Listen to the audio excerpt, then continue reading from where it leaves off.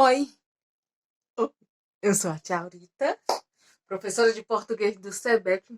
Beijo para todo mundo aí da quarentena. Tô morrendo de saudade. Vamos ter uma aula em online? Então vamos lá. Nós vamos para a unidade 1, antes recapitulando, para depois a gente ir para a unidade 2, certo? Vamos ver o que foi que a gente viu na unidade 2. Na unidade 1, vamos ver o que a gente viu na unidade 1, certo? Vamos fazer uma revisãozinha rápida para a gente relembrar alguns elementos do gênero conto de enigma. O conto de enigma geralmente são textos longos, escritos em prosa, ou seja, parágrafos. São textos onde as características dos personagens são bem descritivas, né? Geralmente tem um personagem que vem trazendo todo esse desdobramento de enigma, de mistério, de suspense.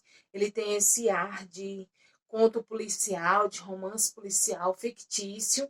Geralmente personifica um dos problemas, como nós vimos no primeiro texto do nosso livro, nós vimos a peste rubra.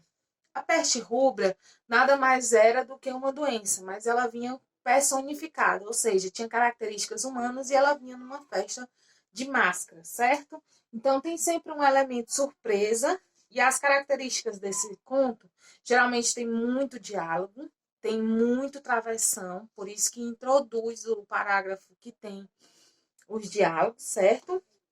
Nós podemos ver também valores. As personagens trazem valores éticos, valores de uma época, valores de uma sociedade, de um país, né? Vem sempre descrito isso durante o desenrolar da narrativa. São narrativas bem longas, né? E a gente viu autores renomados, certo? Falando sobre as personagens, nós também vimos o gênero conto de terror. O terror, com pequenas diferenças do enigma, ele vem realmente aterrorizar. Ele vem realmente dar aquele elemento surpresa. Um elemento surpresa que muitas vezes é fantasioso. Um elemento surpresa que muitas vezes ele é uma coisa sobrenatural, né? Almas, fantasmas, objetos que se mexem, personificação de animais, de coisas, mexer com coisas de outro mundo, forças ocultas, assombração, tudo isso faz com que tenhamos um conto do gênero terror, certo? Também são narrativas longas, descreve os personagens, né? O narrador geralmente é observador, né? Mas ele é bastante onisciente. Ou seja, ele sabe tudinho o que está acontecendo na cabeça dos personagens. E também uma pequena diferença é que na questão de valores, ele não traz tanto. Ele quer focar mais no mistério, no terror. Ok? Nós vimos também que tivemos uma roda, né? Na sala do oitavo ano C, uma roda de contação de histórias, de narração de histórias de terror. Teve uma equipe de meninas que foi fantástico a contação que elas fizeram. Essa narrativa foi fantástica, foi uma aula maravilhosa, que nós fechamos com essa prática oral de contos de terror. Nós não fizemos um texto propriamente dito, a não ser em fevereiro que nós fizemos um texto que era a continuação de um dos suspensos que nós tínhamos aí no conto de Enigma. E aí nós pulamos para a parte oral, contar, nós tivemos trilha sonora pelo celular, foi fantástico. Nós enfeitamos a sala, né? Houveram outras aulas de contação de terror que foi em pequenas rodinhas, né? E foram contando como fez a professora Leopoldina no SEBEC, certo?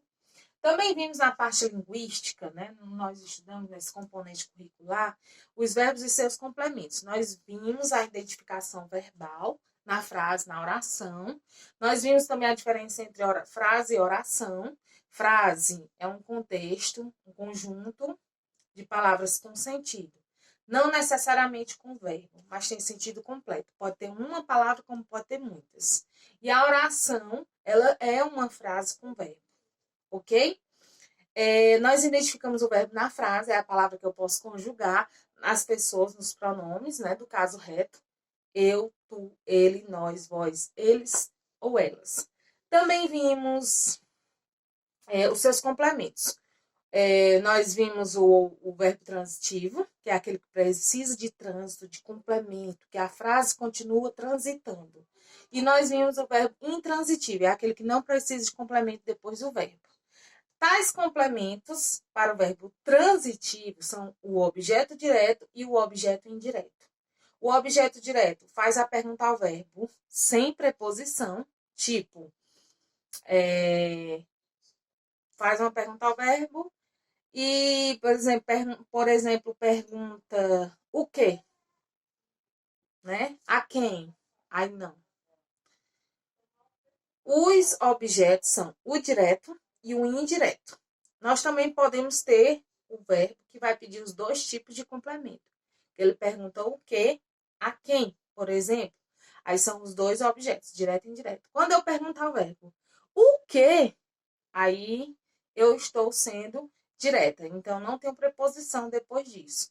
Se eu perguntar de quê, a quem, ou para quem, ou para quê, eu estou usando uma preposição. Aí eu tenho um objeto indireto. Nós vimos todos esses complementos e tem uma página de atividade para a gente terminar essa unidade.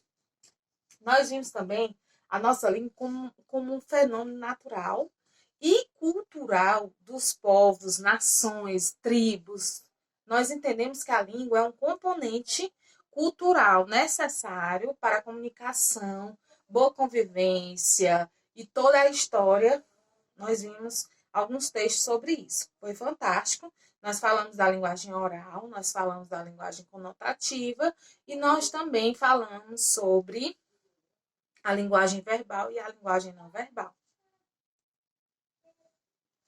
E por último, e não menos importante, que nós vamos rever, porque eu senti um pouquinho de dificuldade em relação a algumas regras, que é o uso da vírgula. Eu percebi em algumas redações que quando não coloca desnecessariamente muitas vírgulas, é esquecida algumas partes que precisam realmente da pausa. Nós vimos uma frase na sala de aula que só pela vírgula ela muda totalmente o sentido, que a frase não para, ok? Pois bem, vamos lá. No seu livro de português, na página 41, nós vamos ver a unidade 2, que vamos entrar em novela e romance de ficção científica. Nós sabemos que a ficção científica faz parte de uma literatura que vem baseado, lógico, em fatos reais, vem em uma junção de fatos reais, porém não tem nada de realidade nele. Sempre vai ter um elemento fictício, sempre vai ter um elemento, ou um personagem, alguma coisa que vai ser personificado, né? Vai ter características humanas e vai parecer que é um humano. Geralmente um objeto, né? Um robô, algo da tecnologia. A gente sabe que a ciência está avançando. O que a gente assistia nos filmes na década de 80, muita coisa hoje acontece naturalmente, tipo pegar em telas, hologramas. E o que a gente pode estar vendo nos filmes de hoje, de 2010 para cá, já pode estar virando realidade daqui a pouco. Não é verdade? Então, a ciência tem tudo a ver com a tecnologia e a tecnologia tem tudo a ver com essa narrativa de ficção científica, certo? Quando a gente fala de ficção, a gente está falando de textos que não são nada na dica de nada reais. Um texto real, um exemplo, uma notícia. Um texto literário, uma história em quadrinhos, por exemplo, ele vem com o objetivo de divertir. Ou um conto de terror também, ele é literário, por isso que é ficção. Mas quando eu falo científica, eu estou falando de tecnologia e hoje nós vamos falar de novela e romance. Como é que eu vou colocar isso? Quando você pensa em novela, você lembra o quê? Novelas mexicanas, novelas dramáticas, personagens que ficam para sempre, atores e atrizes renomados, né? Novelas que ficam aí com jargão, com a moda do que a gente vai falar, do que a gente vai vestir, do que a gente vai fazer. Então, a gente vê aí novelas. São contos bem longos, por isso que escrevem novelas, são bem longos. O que eu mais gostei foi Crave a Rosa, vocês podem até assistir aí no YouTube depois, é fantástico. Novela e romance. podemos ver que a ciência está no nosso dia a dia. Se não fosse a ciência agora e a tecnologia, seria bem difícil de estar gravando esse vídeo para vocês. O que a gente vai ver na novela de narração científica? Nós vamos ver que ela é bem maior do que o conto. Se vocês achavam que eram contos de terror e de enigma grandes, vocês precisam ver os contos de novela, principalmente científica. Nós temos uma narrativa linear, ou seja, os fatos vão acontecendo, vão sendo narrados de acordo com o que vão acontecendo e uma coisa puxando a outra. Então, ela vai uma narrativa linear, ela não deixa buraquinhos, ela não deixa suspense, ela deixa aquele gostinho de quero mais de ir para o próximo parágrafo, que seria o próximo capítulo da série, da novela. Depois, nós temos uma progressão temporal, ou seja, ela nunca vai começar de trás para frente, a não ser que ela seja a história de Brás Cubas. E essa progressão temporal, ela vai lhe dando etapas de tempo. Ela vai lhe dizendo etapas de tempo. Depois de tantos anos, ou não sei quantos anos atrás, aí começa um remake, um flashback do personagem. E aí o tempo vai indo linear, vai tendo uma progressão. Você vai entender que aquilo ali vai passar dos dias, meses, décadas, e você vai entender que aquilo ali não aconteceu só no momento, como um texto qualquer. Depois nós vamos ver vários enredos entrelaçados. Então, cada personagem ali vai ter um núcleo de amizades, né? O protagonista, o antagonista e alguns, vamos dizer assim, alguns personagens vão ter papéis importantes, cada um com o seu enredo entrelaçado ao protagonista ou ao antagonista. Ou seja, são os personagens secundários que têm sua vida, que têm sua história, que têm sua ligação, e aí vai encaixando aquela toda ligação que tem nos enredos. Depois vocês vão ver o quanto as personagens são descritas psicologicamente, fisicamente, o jeito que elas emocionalmente se comportam diante dos problemas, diante das situações. E aí eles são bem descritos e bem mais densos do que os contos normais, do que as narrativas normais longas. E tem uma complexidade muito grande, porque o narrador ele tem que descrever o que ele está maquinando, o que ele está sofrendo, ou o que ele está sentindo, a paixão, não sei o que lá. Depois a gente entende, né? Já expliquei o literário fictício. E a prosa? É um texto escrito em prosa. Isso quer dizer que não é escrito em versos nem estrofes. Quando eu falo prosa, eu estou falando que o texto é escrito em parágrafos. Ok? Na página 41, você pode abrir, certo? Na página 41, nós temos 5 questões. Essas questões eu vou explicar para vocês agora, que são as primeiras ideias da unidade. Nós temos aqui os aspectos da ciência, que eu já falei aqui, o que a gente pode estar vendo hoje. Por exemplo, eu imagino que daqui a alguns anos, talvez eu alcance ainda, uma viagem no tempo. Talvez não consiga a gente viajar para o futuro, mas talvez para o passado eu acho que é bem possível. Não sei se poderíamos mudar algum fato, né? Mas eu creio que com o avanço da ciência, a gente pode fazer uma máquina do tempo, por exemplo. Não sei, um acelerador de partículas, não sei, porque eu não entendo muito. Agora você imagina contar para 5 gerações anteriores sua que ia existir um aparelhozinho que você ia ter internet nele e explicar a internet para uma pessoa, até para o seu avô, é difícil. Agora imagine você explicar a internet para 5 gerações anteriores, seu tataravô. Explicar o que é internet, o que é celular, que ele tira foto, que você envia a foto instantaneamente, chega em 2 segundos em qualquer destino do mundo, se tiver internet. Você manda mensagem, e-mail, voz, tudo por um aparelhinho desse, fininho. E aí, você fosse descrever isso aí, seria uma coisa, nunca vai existir. Se você fosse contar para uma pessoa por exemplo, na época que descobriu o Brasil em 1500, que existia um pássaro de ferro super pesado, de várias toneladas, que ia usar combustível fóssil, gasolina, petróleo, e que esse pássaro de lata, de metal, ele ia transportar mais de 100 pessoas, que é o avião que a gente conhece. Se você fosse explicar um avião supersônico para essa pessoa, ela não ia acreditar, ia dizer, não, isso não existe, isso não existe. Mas, para aquela época, para cá, 500 e poucos anos, nós podemos ter o avião de várias maneiras, de várias velocidades. Então, assim, eu acredito que a tecnologia e a ciência vai avançar nesse ponto, né? Na segunda, nós vemos elementos de história e de ficção. O que precisa ter para para ser um conto considerado ficção científica? Ele tem que mexer com ciência, ele tem que mexer com tecnologia. O que pode ser? Um eletrônico, um robô, algo que não seja humano, algo que não tenha vida humana, mas que seja personificado. Ou seja, que crie uma animação como se fosse vivo, como o celular da gente. Terceira, porque a imaginação é um aspecto importante para o texto de ficção científica. Se eu não conseguir imaginar, visualizar, planejar, fazer um elemento bem surpresa para a minha narrativa, eu não vou ter uma narrativa de ficção científica. Então, eu preciso da minha imaginação. 4. Palavras modificadoras de verbo.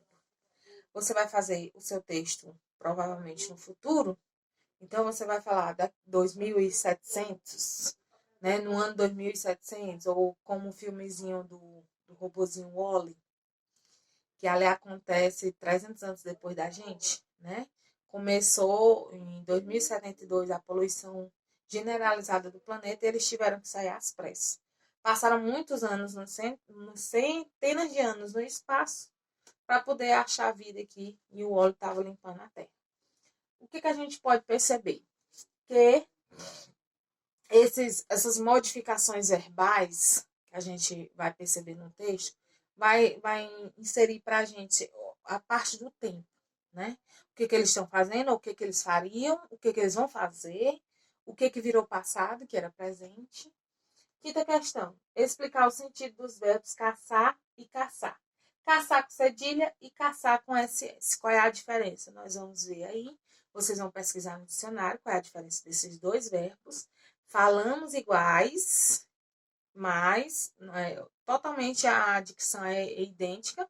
Porém, quando eu vou escrever, são letras diferentes, SS e cedilha. E tem um significado também, são chamadas de palavras homônimas, certo? Podemos ver também na entrada da unidade. Nós temos essa figura fantástica, que parece um carro. Pelo menos ao meu ver. São carros fantásticos que a gente vê carros do futuro, prédios futurísticas. A gente lembra um pouquinho aqui Tóquio, né? A capital do Japão, que é uma cidade que já é bem parecida com isso. A gente pode ver também, assim, parecida aquelas coisas do jogo de videogame do The Crew. Podemos ver aí uma imagem com algumas questões que vocês vão responder depois, certo? Nós vamos fazer a leitura dessa imagem. Vamos ver prédios. A gente quase não vê vida vegetal. Eu, pelo menos, não consigo enxergar. Nós estamos vendo aqui um painel de um carro que vocês podem imaginar para que serve cada botão desse. Pode ser um som, pode ser um DVD, eu não sei. Vocês vão usar a imaginação de vocês. Vão ver que está lotado de máquinas de iluminação artificial. E vocês vão perceber o uso da ciência e da tecnologia nesse aspecto dessa foto, certo? Agora nós vamos para as atividades. O que vocês vão fazer? Vocês vão responder a página 39, que antecede a unidade 2. Eu acho que eu já até passei essa tarefa, mas algumas pessoas faltaram na última aula.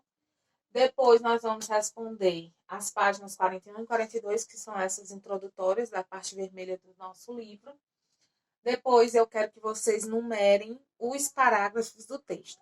O texto está na página 40, da página 44 a 46, e eu quero que vocês leiam com muita atenção, porque ele vem de uma sinopse de um filme muito bom. O filme é antigo, ele é de 1999, mas é um vídeo super fantástico, é sobre um robô que tem 200 anos. Quando ele completa 200 anos, ele consegue alcançar a forma humana. É fantástico. E depois que você lê o texto, você vai assistir esse filme. Tem um filme dublado no YouTube. Então, você vai procurar O Homem Bicentenário dublado, vai assistir esse filme e depois vai responder as questões sobre o texto. Da página 47 à página 49, certo? Eu quero que vocês façam bastante capricho. Pode me mandar a foto, que eu já vou logo contabilizando a sua pontuação, certo? Compartilhe esse vídeo para quem estuda no 8º ano e precisa da unidade 2. Qualquer coisa eu tô no WhatsApp, eu creio que você sendo meu aluno, você já sabe. Ok? Beijo, tchau!